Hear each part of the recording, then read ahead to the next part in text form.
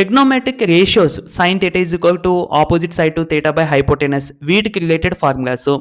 Angles అంటే sine 30, cos 45, cosecant 60 degrees ఇలా ర్యాండమ్గా అడిగినప్పుడు ఎలా చెప్పాలి. వీటితో పాటుగా identities sine square theta plus cos square theta equal to 1, secant square theta minus tan square theta equal to 1 and last and final complementary యాంగిల్స్కి related concept sine theta is equal to cos of 90 minus theta, అలాగే tan theta is equal to cot of 90 degrees minus theta. ఇవన్నీ formulas కూడా 10th class AP and Telangana mathematics trigonometry చాప్టర్లో కనిపిస్తాయి. అయితే trigonometry చాప్టర్లో ఈ అన్ని ఫార్ములాస్ కూడా ఎలా ఈజీగా గుర్తించుకోవాలి, బై హార్ట్ చేయకుండా ఈజీగా ఎలా గుర్తించుకోవాలి అనేది నేను ఒక లాంగ్ వీడియో చూశాను.